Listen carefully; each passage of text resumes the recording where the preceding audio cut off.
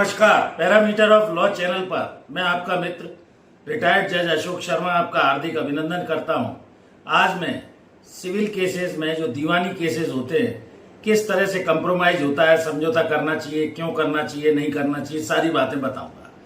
समझौता करना किसी व्यक्ति की कमजोरी नहीं होती। दावा वादी लाता है, चाहे वो पैसा वसूली का हो, किसी अधिकार का हो, फैमिली डिस्प्यूट हो, पारिवारिक बंटवारे का दावा हो। ऐसी स्थिति में समझौता करना कोई कमजोरी नहीं मानी जा सकती है। समझदारी से निर्णय लेना होता है। पहले तो दावे में काफी समय लगता है, आप जानते हैं। इसके लिए एक कानून के अनुसार प्रक्रिया निर्धारित है। न्यायालय उसी प्रक्रिया पर चलती है, मेरिट पर मामले को डिसाइड करती है। सिविल दावा वादी पेश करता है, प्रतिवादी गण के विरुद्ध पेश करता है और सीपीसी के प्रोसीजर के अनुसार ही न्यायालय तथा अधिवक्ताओं को कार्य करना होता है। जैसे जैसे समय बीतता जाता है, कोर्ट या अधिवक्ता कई बार इस बारे में समझौता करने की बात करते हैं। या तो केस कमजोर है या ऐसा लगता है कि मामला लंबा खिंच जाएगा। कई मामले तो मैंने ऐसे भी देखे हैं जो 2-2, 3-3 पीढ़ी तक न्यायालय में चलते हैं। सामान्य रूप से 5 से 10-12 वर्ष लग ही जाते हैं, जैसा आपको जानना चाहिए।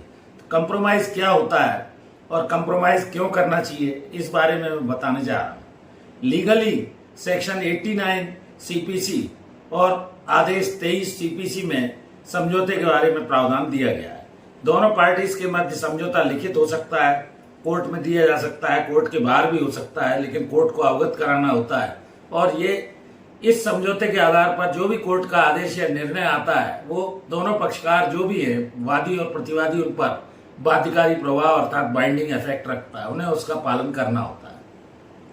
जो पक्षकारों के मध्य बंधनकारक प्रभाव रखता है, कोर्ट के समक्ष हुए राजीनामे को दोनों पक्षकारों को मानना होता है। समझौता करने का मुख्य कारण यह है कि ट्रायल के समय अगर ऐसा लगता है कि दोनों पक्षकार आपस में समझौता कर सकते हैं, कोर्ट भी ऐसा इंसिस्ट करता है और आपके वकील साहब भी कहते हैं, आपकी समझदारी, आपको लगता है समय पैसा बर्बाद हो रहा है, समय खिंच रहा है, आप टूट चुके हैं और विपक्षी अगर भरोसे के लायक है, आप समझौता करके उससे मामले का बीच की स्थिति में, मध्य स्थिति में या पहले की स्थिति में या आखिरी की स्थिति में, जैसा भी है, अगर चाहते हैं तो इन चीजों से बचने के लिए समय, पैसे की बर्बादी, मानसिक टेंशन, कोई आपको इससे अच्छा बेटर ऑप्शन दिखाई नहीं देता है तो समझौता कर लेने में ही भलाई कई बार होती है।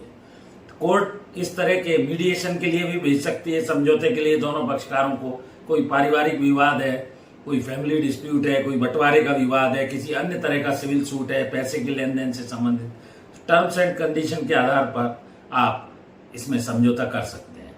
और दूसरा, समझौते से जो भी मामला आता है, चाहे वो लोक अदालत में ले जाया जाए, आप प्रार्थना कर सकते हैं, मीडिएशन में ले जा सकते हैं, बीच में किसी स्थिति में आ सकते हैं। तो इस तरह से अगर आपको लगता है कि मामला समझौते योग्य है और आप समझौता करना चाहते हैं तो मामले का निराकरण, जैसा मैंने बताया, आदेश 23 CPC civil procedure code section 89 की एक दरखास्त वकील साहब से लगवाएंगे। उसकी कॉपी विपक्षी गण को दी जाएगी, दोनों पक्षों को कोर्ट सुनेगी। कोर्ट को ऐसा लगता है कि मामले में समझौता ही बेहतर है तो कोर्ट उसको सारे मामले की परिस्थितियों को देखते हुए समझौते को स्वीकार कर लेगी और उस आधार पर अपना आदेश या निर्णय पारित करेगी जो दोनों पक्षों पर बाध्यकारी प्रभाव रखता है।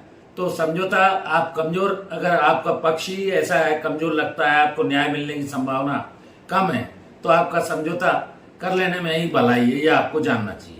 इस तरह से आप कई मामलों में, सिविल केसेस में लंबे समय तक कोर्ट कचहरी के चक्कर, समय, पैसे की बर्बादी, प्रतिष्ठा की बर्बादी, केस कमजोर है, कोई भी ऐसा कारण है, एमिकेबली सेटल करने का आपका विचार है तो आप समझौता करना मैं समझता हूँ उचित है।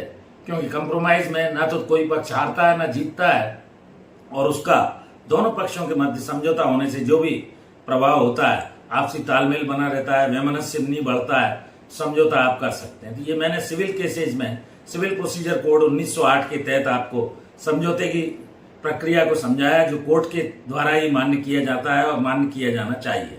उसी में भलाई है क्योंकि उसका बंधनकारी प्रभाव रहता है। इस वीडियो में यहीं तक, फिर मिलते हैं नए वीडियो के साथ। एक और अनुरोध, मेरी धर्मपत्नी श्रीमती अर्चना शर्मा का भी यूट्यूब पर एक चैनल अर्चना आरटीएफ के नाम से है, कृपया उस चैनल को भी सब्सक्राइब कीजिए, वीडियोस देखिए, लाइक कीजिए, शेयर कीजिए। आपका भरपूर स्नेह मिल रहा है, इसके लिए मैं हृदय से आभारी हूँ।